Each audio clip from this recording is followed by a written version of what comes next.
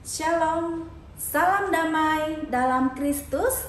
Selamat pagi anak-anak hebat, serta Bapak Ibu orang tua yang terkasih dalam Tuhan.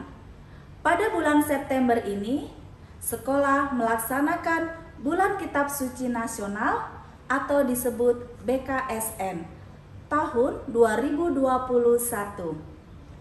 Yang setiap tahunnya kita laksanakan, dan tahun ini tepat di bulan September. Anak-anakku sekalian, pada minggu yang lalu kita semua telah menyaksikan pendalaman iman yang pertama, kedua, dan ketiga. Pada minggu pertama dengan tema Yesus sahabat bagi mereka yang putus asa. Minggu yang kedua, Yesus sahabat bagi mereka yang kehilangan. Minggu yang ketiga, Yesus sahabat bagi mereka yang menderita.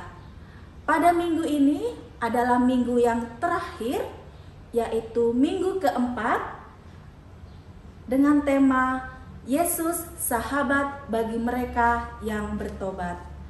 Baik anak-anak yang hebat, sebelum kita memulai pendalaman iman ini, kita awali dengan lagu pembuka yang dibawakan oleh anak-anak SD Katolik 2 dengan judul He's Got the Whole World in His Hand. Selamat menyaksikan.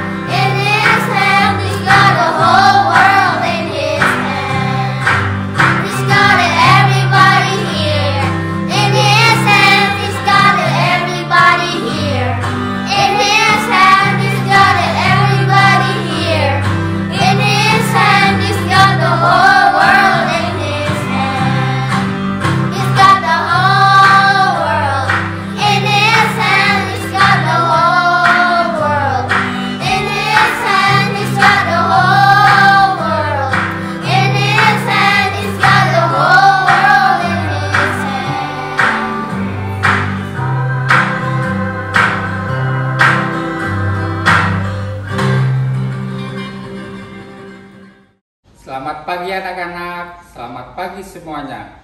Sebelum memulai pendalaman iman kita pada hari ini, diawali dengan doa pembuka. Dalam nama Bapa dan Putra dan Roh Kudus, amin. Tuhan Yesus yang baik, kami bersyukur kepadamu atas anugerah yang Engkau berikan kepada kami. Dan kami berterima kasih atas pelajaran yang sudah kami terima, supaya kami dapat meneladani Tuhan Yesus dalam hidup kami sehari-hari.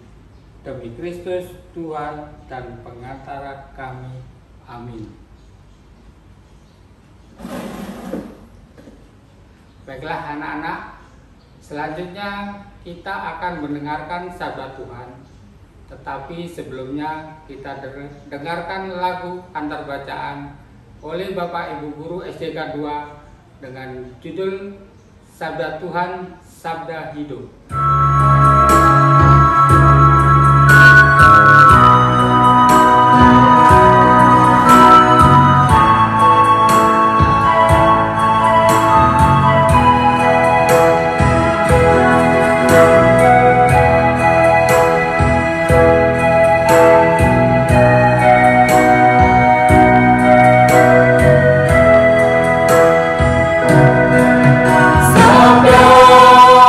Tuhan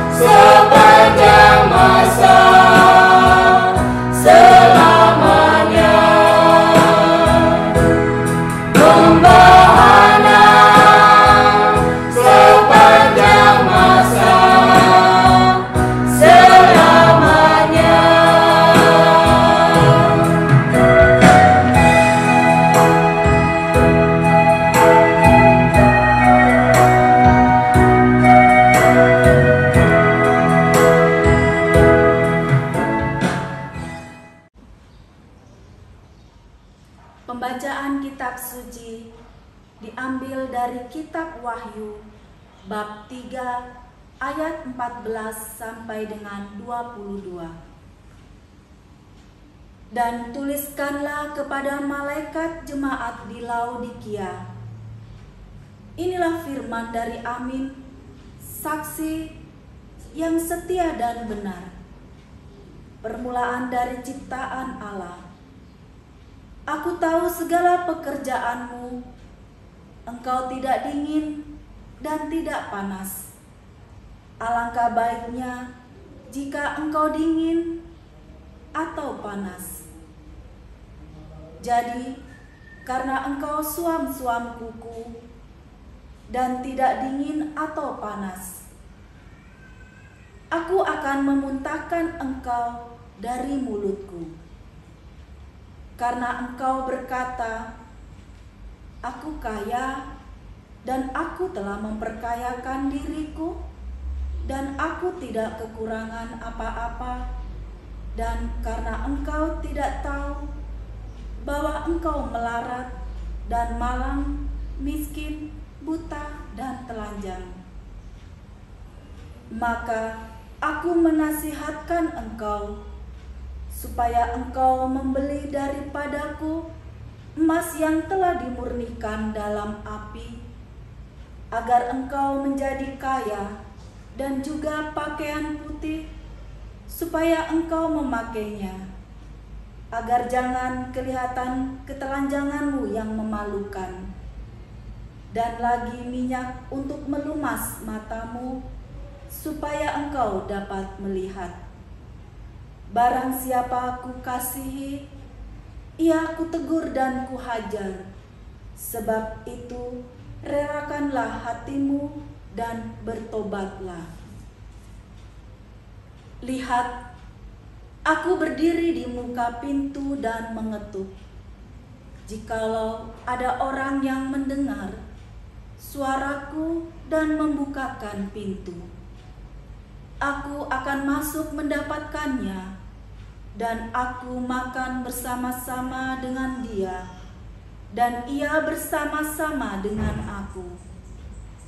Barang siapa menang, ia akan kududukan bersama-sama dengan aku di atas tahtaku, sebagaimana aku pun telah menang dan duduk bersama-sama dengan Bapakku di atas tahtanya. Siapa bertelinga, hendaklah ia mendengarkan apa yang dikatakan Roh kepada jemaat-jemaat. Demikianlah sabda Tuhan. Syukur kepada Allah.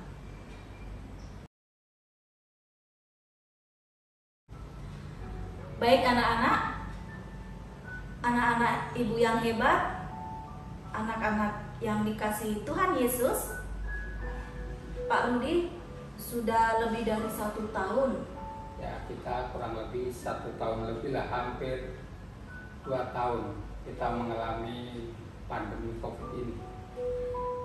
Kita juga tidak bisa mengikuti perayaan Ekaristi di gereja karena pada pandemi COVID ini kita dibatasi jumlahnya dikarenakan keadaan yang dilanda pandemi COVID ini, Pak Rudi. Iya, jadi begini, dalam masalah kita mengikuti gereja, kalau kita berangkat ke gereja dan diam di dalam gereja, kita dikasih jarak 1-2 meter untuk menghindari kerumunan itu tadi.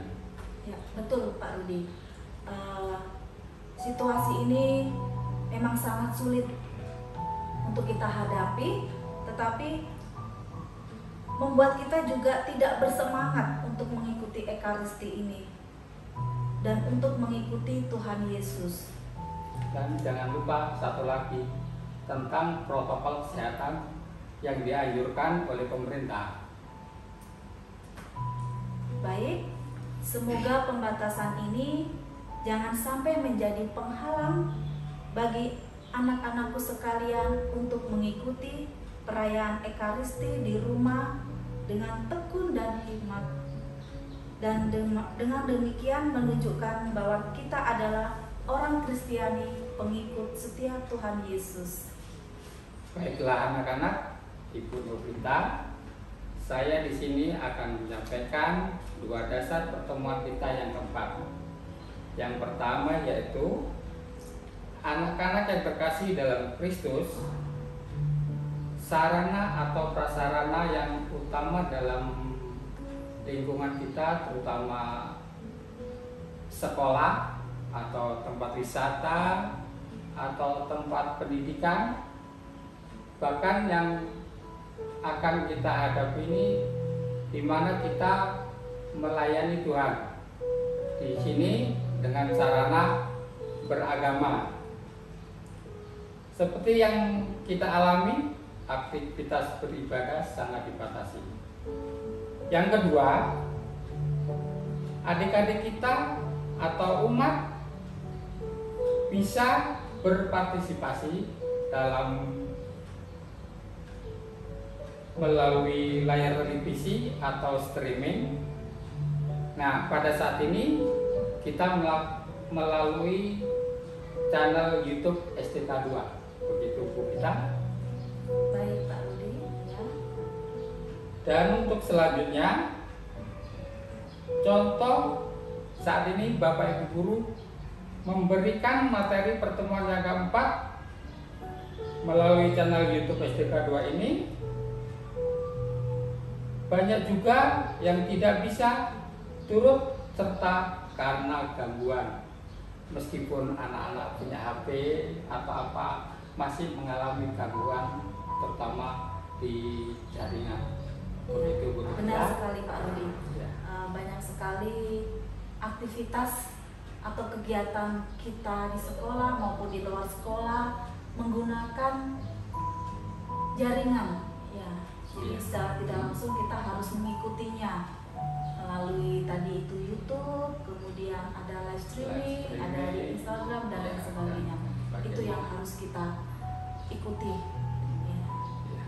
Bagaimana Bu Wita untuk menanggapi tentang channel YouTube kita ini yang sering mengalami gangguan, terutama pada anak-anak saat live streaming?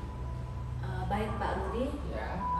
perlu Ibu sampaikan, ya, semua kegiatan kita, aktivitas kita di sekolah maupun di luar sekolah ini menggunakan jaringan, ya. Jadi untuk kegiatan yang ada di sekolah maupun di luar sekolah kita harus mengikutinya, walaupun di sini ada berbagai halangan, ya, hambatan seperti jaringan yang tidak baik, ya, kita bisa mengikutinya di YouTube, Instagram, ya, dan lain sebagainya. Oke, Pak Rudi, tadi apa yang sudah Pak Rudi sampaikan, semoga anak-anak hebat bisa mengerti dan memahami apa yang telah disampaikan oleh Pak Rudi pada pagi hari ini. Oh ya Pak Rudi, Ya. ada pertanyaan yang ingin Ibu sampaikan? Boleh, silakan Bu Wita. Tadi mengenai dasar ya Pak Rudi ya. Saya Oke. menyebutnya 2 dasar. Ya, 2 dasar yang Pak Rudi sampaikan itu. Apakah Pak Rudi bisa memberikan contoh perbuatan yang mengarah kepada kepertobatan? Seperti apa itu Pak Rudi? Oke, baiklah Bu Wita.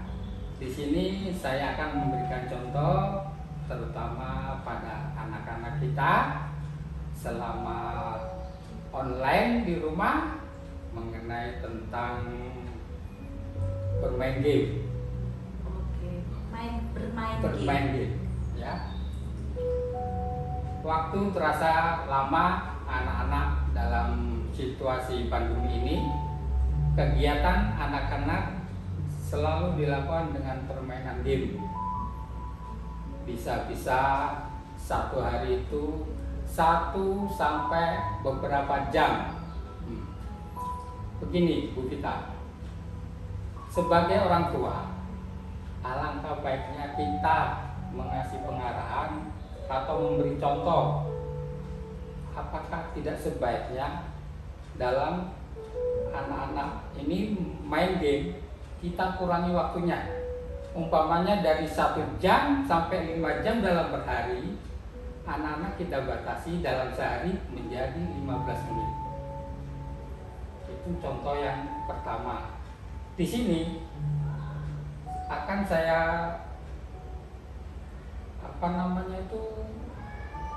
saya kaji lagi dengan kitab Wahyu dengan masalah pertobatan. Paling tidak untuk bermain game itu yang biasanya beberapa jam dikurangi 15 menit, itu menunjukkan rasa bersalah kita, rasa bersalah anak-anak, sehingga diartikan bahwa anak-anak sudah menunjukkan rasa bersalahnya atau menyadari apa yang selama ini dia lakukan, itu kita. Terus dengan demikian kita ada rasa bertobat. Dengan rasa bertobat itu kita kaitkan dengan kitab Wahyu ayat 19 yang berbunyi, barang siapa kukasihi, ia kutegur dan kuhajar. Sebab itu relakan hatimu dan bertobatlah. Terus untuk contoh yang kedua kita, di sini saya akan menyampaikan tentang semangat suami-suami kuku ya. Tadi di bacaan sudah disampaikan begitu. Terus yang jadi masalah di sini nih adalah rasa atau anak-anak itu merasa mampu, merasa puas diri dengan hasil kerja ulangan. Ini contoh ulangan ya. Nah, di mana sementara ulangan ini kan dilakukan secara online. Jadi istilahnya pihak orang tua atau pihak yang lain membantu dalam hal ulangan ini kan. Nah, untuk itu dalam hal pelajaran ini, dalam model learning, bukan berarti anak-anak bukan dari hasil kerja sendiri. Nah, itulah yang jadi masalah dengan adanya pertobatan ini ya. Di sini anak-anak ditegaskan oleh Tuhan bahwa untuk mengubah sikap dan perilaku dari yang tidak baik di masa yang lalu menjadi baik yang saat atau masa akan datang, gitu ya. Terus di sini saya juga menyampaikan bahwa anak-anak perlu mengakui kesalahan di masa lalu atau masa sekarang, di mana hal itu anak-anak Bu Vita memiliki niat atau kemauan, rencana, dan cara yang tepat untuk memperbaikinya di masa mendatang.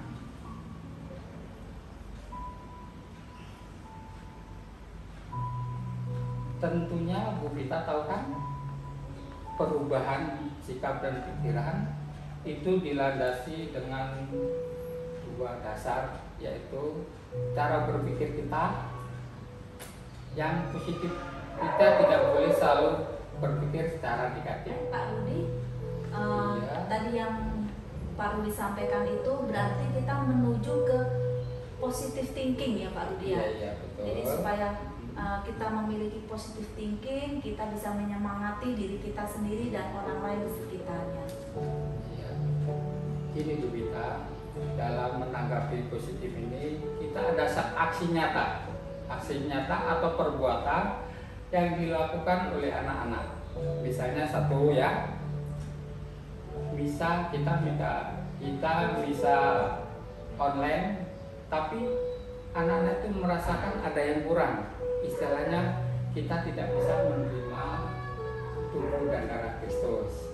Terus yang kedua, ini sungguh beban bagi anak-anak. Istilahnya begini, ini ada tawaran senang atau tidak untuk anak-anak. anak-anak mau pergi misa ke gereja, tapi ada tawaran main game bersama teman. Ini gimana kira-kira? Apa ada pertentangan? Ini aksi nyata memang gitu loh. Terus yang ketiga, kira-kira ini kepandaian anak-anak ini dalam hal ini berguna atau tidak untuk diri kita, untuk diri anak-anak sendiri, bahkan atau untuk orang lain gitu ya. Misalnya adik atau anak-anak membantu mengerjakan tugas rumah PR ya, berarti kepandaian kita ini kita baktikan sama teman. Nah, kalau menurut Bu Vita sendiri bagaimana dengan kepandaian ini? Apakah bisa diartikan dengan kata lain atau gimana?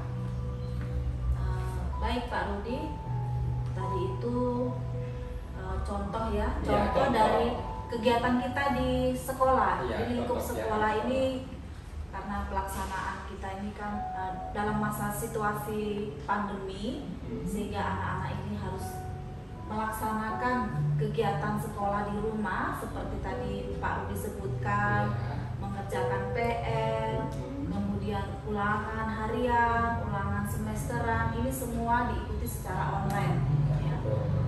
Kemudian di luar sekolah, di luar lingkup sekolah ini ada beberapa tadi yang Pak Rudi sampaikan, yaitu anak-anak tidak bisa mengikuti perayaan Ekaristi di gereja. Di gereja ya. Jadi mereka mengikutinya secara online lewat live streaming ya, atau menonton di YouTube. Dan ini menurut Ibu Novita ini bahwa senang atau tidak ini harus diikuti Pak Rudi. Oh, begitu Iya, pemikiran seperti ini senang atau tidaknya kita harus mengikutinya dengan senang, dengan happy. Ini ada satu lagi yang akan saya sampaikan mengenai pertobatan ini ya.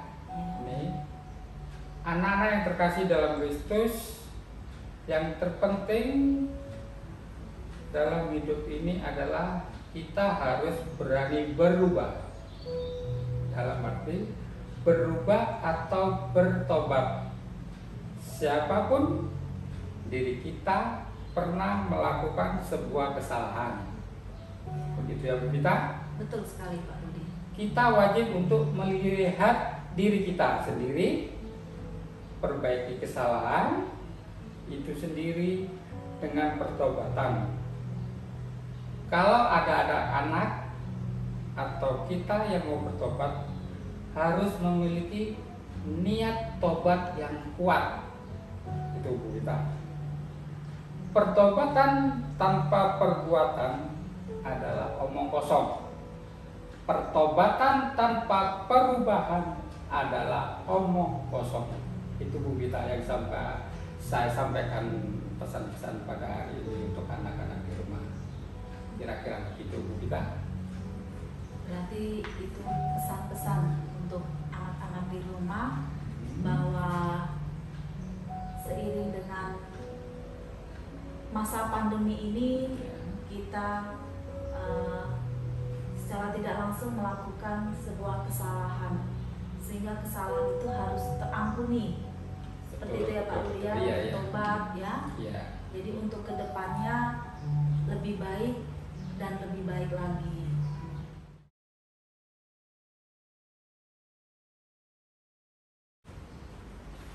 Marilah anak-anak, kita mendengarkan doa permohonan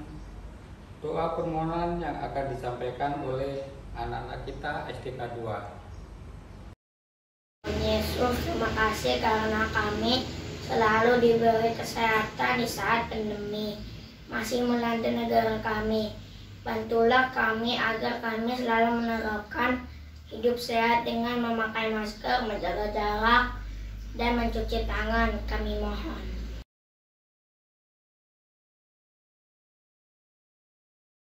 Tuhan Yesus, sembuhkanlah mereka yang sedang sakit, agar mereka kembali berkumpul bersama keluarga mereka dengan gembira. Kami mohon.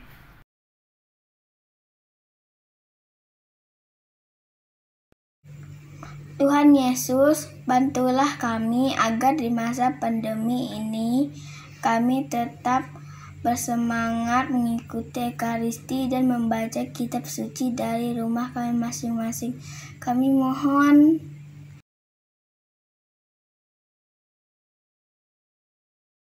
Tuhan Yesus, bantulah kami agar kami tetap bersemangat menjadi anggota gereja Katolik dan menjadi pengikut-Mu. Tolonglah kami agar situasi sulit yang kami hadapi ini tidak melemahkan iman kami kepadamu. Kami mohon.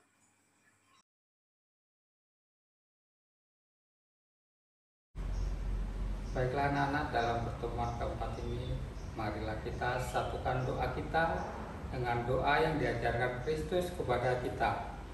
Bapa kami yang ada di surga, dimuliakanlah nama-Mu, datanglah kerajaan-Mu, jadilah kehendak-Mu di atas bumi seperti di dalam surga. Berilah kami rezeki pada hari ini, dan ampunilah kesalahan kami, seperti kami pun mengampuni yang bersalah kepada kami. Dan janganlah masukkan kami ke dalam pencobaan, tetapi bebaskanlah kami dari yang jahat. Amin. Marilah kita berdoa untuk doa penutup. Ya Bapa, kami bersyukur kepadamu karena firman-Mu yang telah Kau sampaikan kepada kami, dan karena Roh Kudus yang Kau curahkan atas diri kami.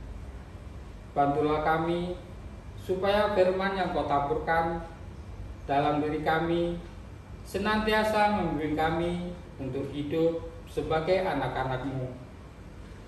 Kobarkanlah dalam diri kami kasih kepadamu dan kepada sesama kami, supaya kami senantiasa mengasihi Engkau, Bapa kami, dan mengasihi sesama kami, demi Kristus Tuhan kami. Amin. Marilah kita mohon berkat Tuhan. Semoga Tuhan bersama kita sekarang dan selama-lamanya. Semoga sekalian anak-anakku yang ada di rumah maupun di sekolah dilimpahi berkat Allah yang Maha Kuasa, dalam nama Bapa dan Putra dan Roh Kudus. Amin. Baiklah anak-anak, dalam pertemuan yang keempat ini sudah disampaikan bahwa pendalaman iman kita sampai di sini, dan pada pertemuan keempat ini akan ditutup dengan lagu penutup yang berjudul Baca Kitab Suci yang dibawakan oleh anak-anak STK 2.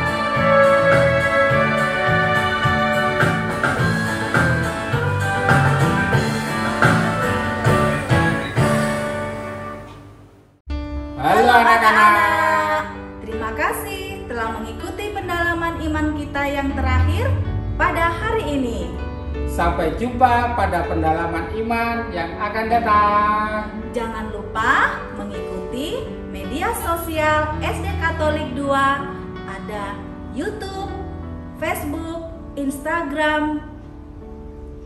Salam ceria, Tuhan Yesus memberkati.